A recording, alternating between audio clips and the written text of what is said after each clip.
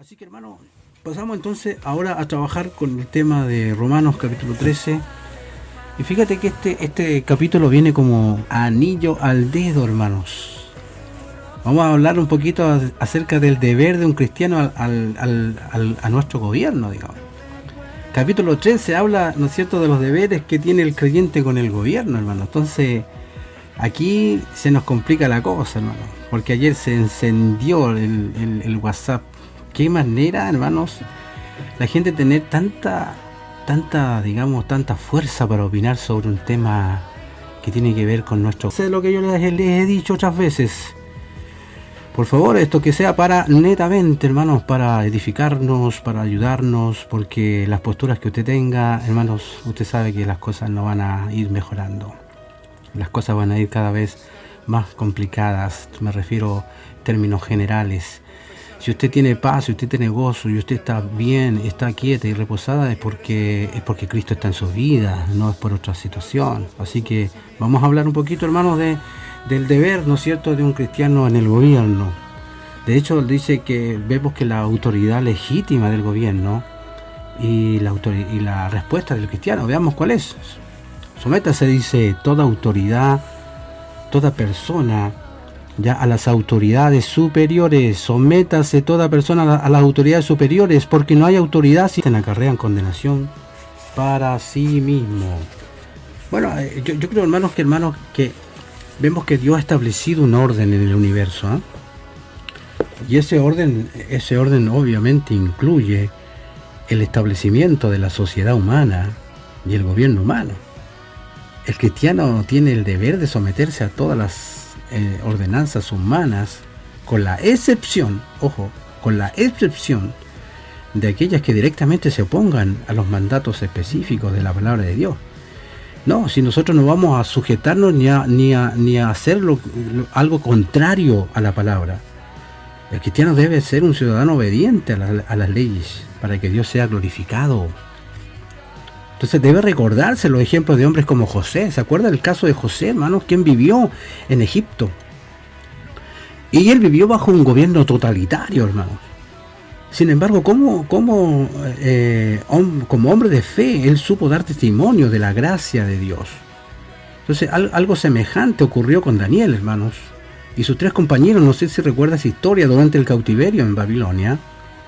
El rey de Babilonia tenía patria potestad sobre sus súbditos. Sus deseos y sus caprichos eran irresistibles. Pero Daniel, Sadrach, Mesach y Abednego demostraron que un creyente puede y debe ser una luz en medio de las tinieblas. Ojo. Entonces aquellos 4 jóvenes sirvieron, hermanos, a Dios bajo gobiernos muy paganos, cuando fue necesario arriesgar sus vidas, y en eso tenemos que estar seguros. Cuando fue necesario, o cuando será necesario para nosotros arriesgar nuestras vidas para no comprometer nuestra fe, ellos lo hicieron con valentía, lo hicieron con firmeza. Y de hecho Dios les recompensó, ¿cierto?, por su fidelidad.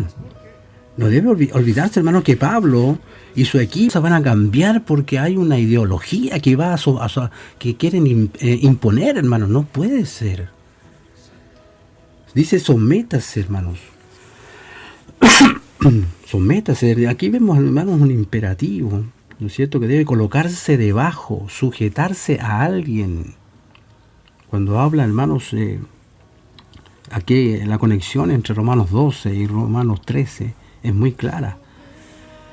Si el cristiano, hermanos, no debe buscar venganza personal, no le quita la autoridad del gobierno para castigar a los malhechores. De hecho, para eso están puestos ellos. Entonces, toda persona, esta ciertamente incluye a los cristianos. Pablo simplemente dice que debemos someternos a las autoridades que gobiernan.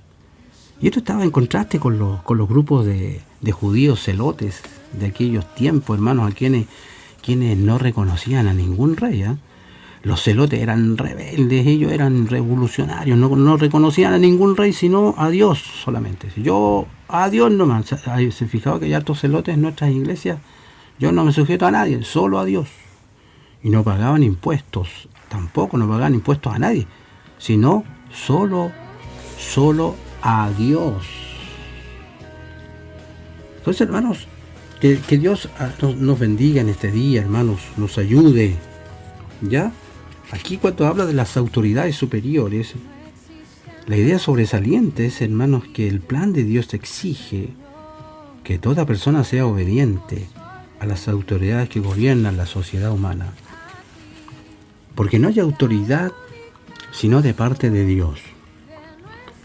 Hermanos, aquí notamos que no hay autoridad que no haya sido dada por el Señor. Y las que hay por Dios han sido establecidas.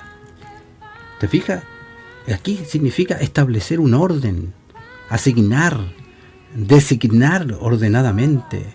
O sea que las autoridades humanas o gobiernos civiles representan la autoridad de Dios en la tierra. Dios ha ordenado los gobiernos de las naciones y exige que se les obedezca. De hecho, la desobediencia civil es válida solo cuando el gobierno obliga al creyente a actuar en contra de los mandamientos de Dios. Sí, podemos ahí reclamar cuando la cosa es contraria a la voz del Señor establecida.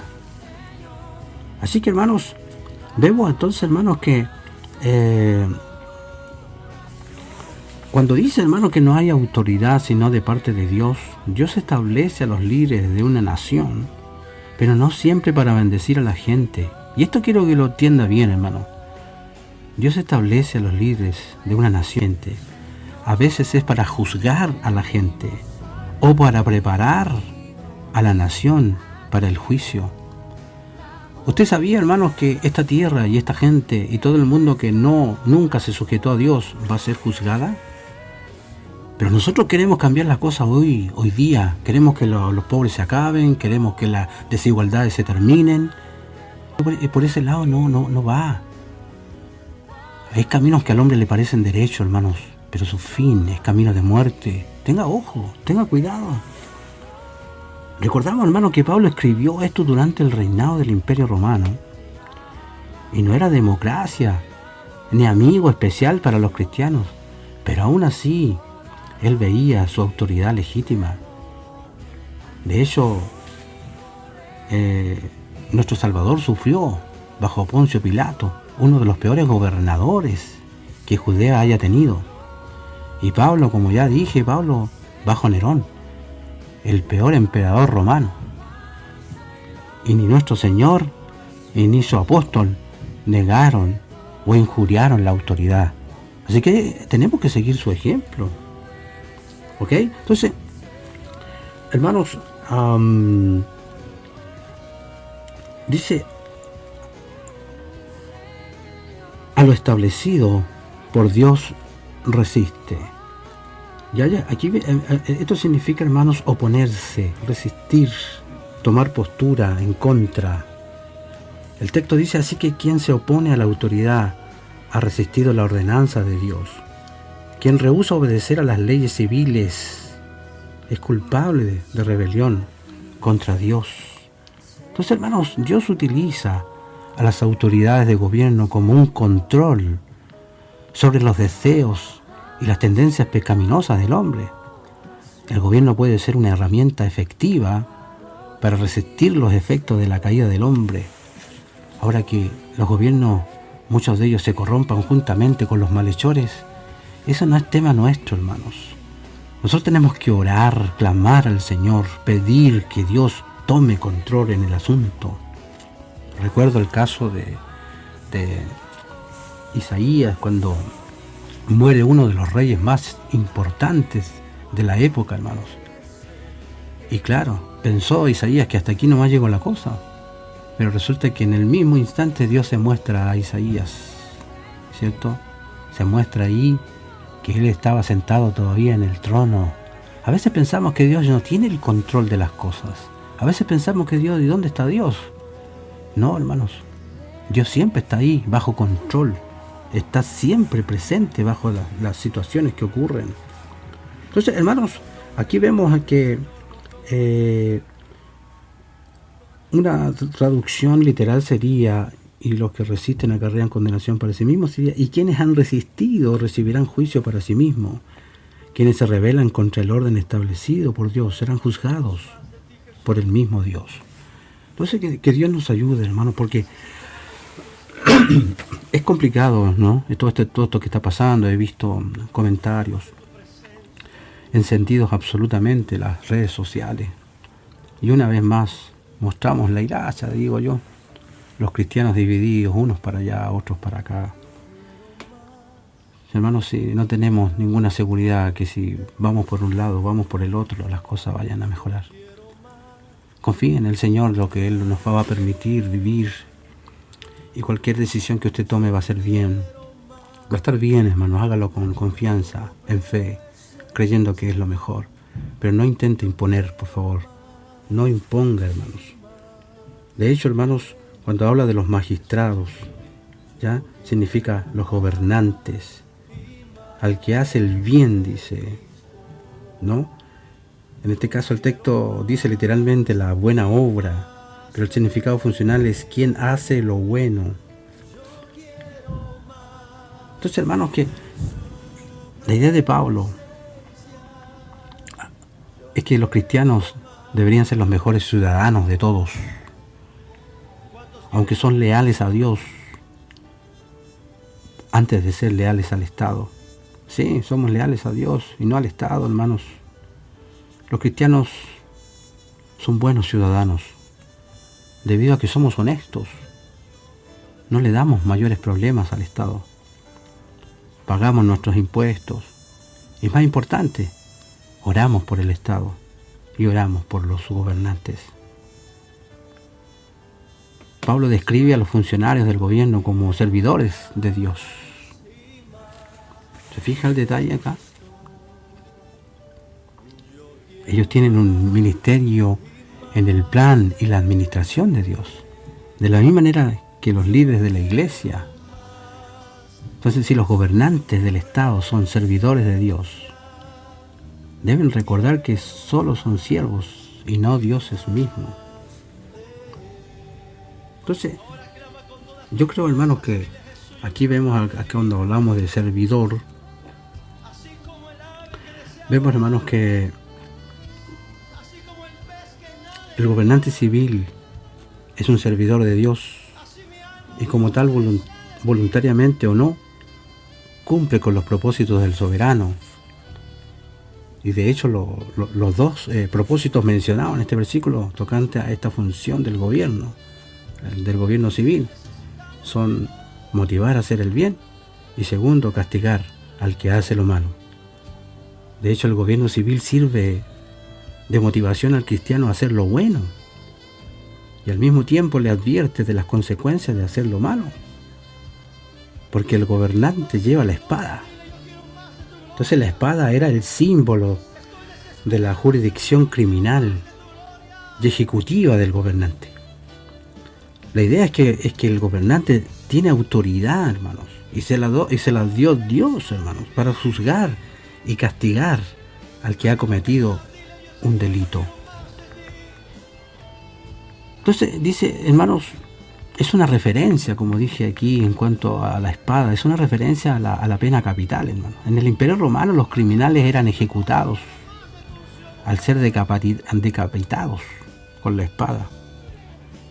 De hecho, la crucifixión estaba reservada para los peores criminales de las clases inferiores. Pablo, hablando por inspiración del Espíritu Santo, no duda de que el Estado tiene una autoridad legítima para ejecutar a los criminales. ¿Se fija? Y ahí tú te das cuenta que hay mucho hombre que no hace lo correcto dentro de un cargo público, hermanos. Eso estamos claros. Pero es trabajo suyo juzgarle o castigarlo. Deje que Dios haga su trabajo y nosotros hagamos el nuestro. ¿Ok? Entonces, aquí vemos, hermanos, que en los versículos 5 al 7, por lo cual dice, es necesario estarles sujetos, no solamente por razón del castigo, sino también por causa de la conciencia. Pues por esto pagáis también los tributos, porque son servidores de Dios, que atienden continuamente a esto mismo. Pagad a todos lo que debáis, al que tributo, tributo, al que impuesto, impuesto, al que respeto, respeto, al que honra, honra. Entonces debemos estar sujetos al gobierno, no solamente porque tengamos temor al castigo, sino porque sabemos que es lo correcto de hacer ante Dios. Cuando dice por causa de la conciencia, la obediencia del cristiano al Estado nunca es ciega, obedece con los ojos de la conciencia bien abiertos. Si no somos monigotes ni mucho menos, estamos claritos con lo que hay que obedecer y con lo que no. Entonces me refiero cuando hay que pararse, cuando en ciertas situaciones hacen leyes terribles, ¿cierto? No, sí también lo hacemos y podemos, ¿no es cierto?, tomar nuestras cartas en el tema ahí, o por lo menos dar nuestra opinión. Así que, hermanos, en este versículo es muy importante, hermanos, que veamos esto.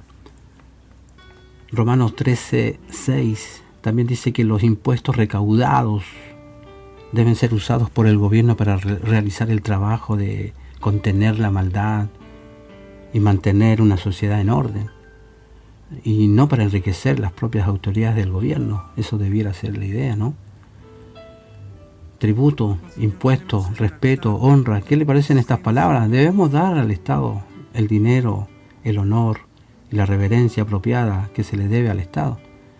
Y todo esto al reservarnos nuestro derecho de darle a Dios lo que se debe solo a Dios. ¿Ok? Entonces, hermanos, que Dios nos bendiga y nos ayude con esto. Es muy gratificante para mí decirle, este es el camino, chiquillos. No se dividan. No piensen, no luchen por cuestiones que no tienen, no nos van a dar una solución o una salida. El que nos va a dar la salida es Cristo, hermanos. Obedezcamos lo que dice la Escritura. Entonces, hermanos, aquí las obligaciones o las deudas, cuando Pablo habla o clasifica estas deudas, él las hace de la manera siguiente: tributo, impuesto, respeto, honra. El ciudadano tiene la responsabilidad de cumplir todas estas obligaciones hacia el gobierno civil. Ya, así que lea el capítulo 13 y no piense que en algo se equivocó Pablo acá. No debáis a nadie nada, hermanos. Hay que observar el uso de la doble negación por razón de énfasis. El texto dice literalmente: a nadie nada debáis. Entonces aquí esta palabra debáis significa deber. Sin duda, la referencia es a las cosas mencionadas en el versículo 7.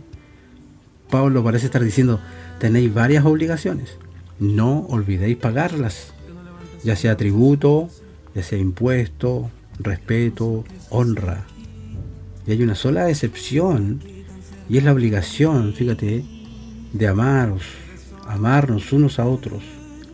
Y esa obligación jamás vamos a ser capaces de pagarla del todo, porque el que ama al prójimo ha cumplido la ley. Entonces aquí la expresión al prójimo significa al otro, y es el complemento directo, ¿no es cierto?, de el que ama. Así que, hermanos, que bueno, podamos discutir un poquito esto, hermanos. A nivel personal, la única deuda que debemos cargar es la deuda de amarnos. Tenemos esa deuda, amarnos unos a otros. Y como dije ayer, estuve leyendo un poquito algunos debates. Si se pudieran golpear por las redes sociales, yo creo que lo harían, hermanos. No tenemos otra deuda que amarnos unos a otros, respetarnos. Esta es una obligación perpetua que tenemos ante Dios, como entre nosotros. Algunos toman esto como una orden de nunca pedir prestado, ¿ya? Pero Jesús permitió pedir prestado en pasajes como Mateo 5:42, ¿ya? Y eso no es lo que Pablo está diciendo aquí, aunque las Escrituras nos recuerdan del peligro y las obligaciones de tomar prestado, ¿cierto? Podemos pagar nuestros tributos hasta terminar, podemos dar respeto y honor donde lo debamos, y no tener más obligación. Pero nunca podemos decir, he dado todo el amor que necesito dar. El amor es una obligación permanente, una deuda imposible de descargar. Entonces, cuando dice, amarás a tu prójimo como a ti mismo, Pablo cita las palabras de Jesús registradas aquí en Mateo capítulo 22. Y este es uno de los 2 mandamientos de los cuales depende toda la ley y los profetas. Significa amar a las personas con las que te encuentras y con las que tratas todos los días. Es fácil para nosotros amar en lo teórico y en lo abstracto, pero Dios demanda que amemos a las personas reales. Ningún hombre puede abarcar los extremos, hermanos, de la vida dibujando una línea a su alrededor en el suelo. Ningún hombre puede cumplir el llamado como cristiano buscando únicamente el bienestar de su esposa y de su familia solamente, ya que estos son solo tipos de identidad más grande nada más. Entonces el cumplimiento de la ley es el amor. Es fácil hacer todas las cosas religiosas correctas, pero ser muy negligente a veces en el amor. En esto, cuando se levantan estos debates, ahí tenemos enemigos por todos lados, ¿no? Que Dios nos ayude en esto. Nuestro amor es la verdadera medida de nuestra obediencia a Dios. Así que el Señor nos pueda ayudar en esto y podamos, ¿no es cierto?, tener esta palabra bendecida. Entonces, hermanos, cuando ya vamos al 11 y al 14, dice, y esto, conociendo el tiempo, que ya es hora de levantarnos del sueño, porque ahora está más cerca de nosotros nuestra salvación que cuando creímos. La noche está avanzada y se acerca el día. Desechemos pues las obras de las tinieblas y vistámonos las armas de la luz.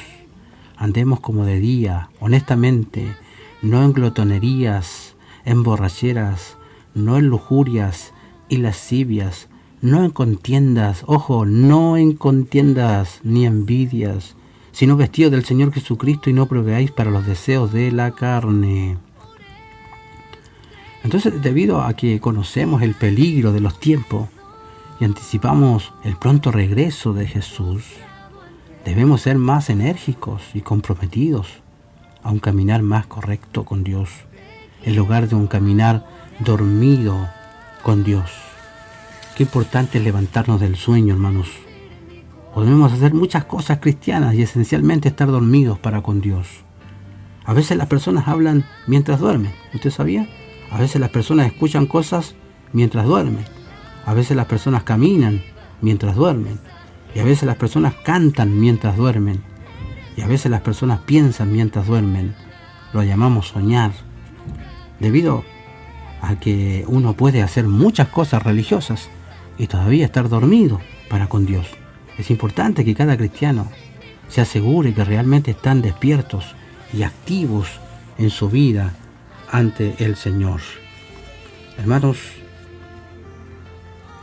aquí cuando dice la noche está avanzada y se acerca el día, se usan aquí la noche y el día, se usa metafóricamente, al igual que tinieblas y luz en este mismo versículo.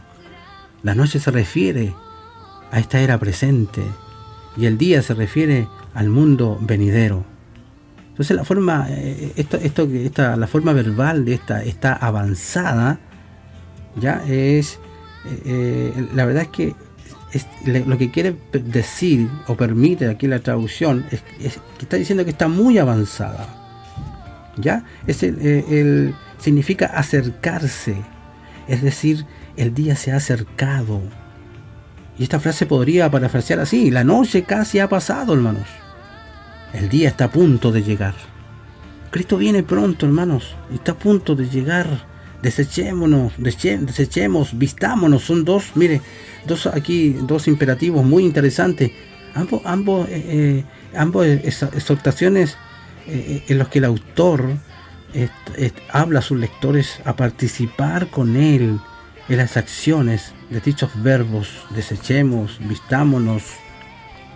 ¿Qué cosa? Las obras de las tinieblas.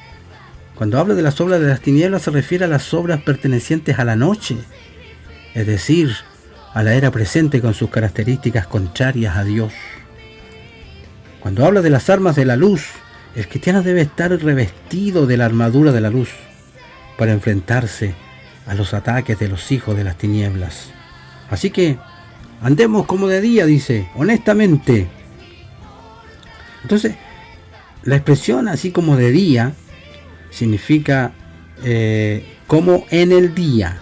O sea, la idea es la siguiente. El día es una referencia a la era venidera que Pablo menciona en el versículo 11. Entonces el apóstol exhorta al creyente a vivir como si ya estuviera disfrutando de esa edad dorada. Entonces la expresión honestamente significa ordenadamente o decentemente, no en glotonerías, borracheras y todo eso. Dice, todas estas prácticas pertenecen al reino de las tinieblas y por lo tanto no deben formar parte de la vida del creyente. Así que hermanos, que Dios nos ayude. Esta ilustración es de quitarse y ponerse la ropa. Cuando te vistas cada día, te vistes apropiadamente a lo que eres y a lo que planeas hacer. Por lo tanto, cada día vestidos del Señor Jesucristo. Esa es la clave. Vestidos del Señor Jesucristo. Debemos desechar antes de que podamos vestir. Primero hay que sacarse algunas cosas de nuestra vida, de nuestra cabeza, de nuestra mente, y luego podamos vestirnos de la ropa del Señor. De hecho, los harapos del pecado deben ser desechados si nos ponemos la túnica de Cristo. Debe de desecharse el amor al pecado. Debe haber una renuncia a las prácticas y a los hábitos del pecado. O de otra manera, un hombre no puede ser creyente. Será un intento en vano tratar de vestirse de religión, como algún tipo de delantal por encima de los antiguos pecados. Las obras de las tinieblas se caracterizan como ya mencioné, glotonería, borrachera y varias cosas más. Estas no son apropiadas para los cristianos quienes han salido de la noche a la luz de Dios. Entonces la idea detrás de la palabra lascivia, por ejemplo, lujuria, es el deseo de una cama prohibida. Describe a la persona que no valora la fidelidad y la pureza sexual.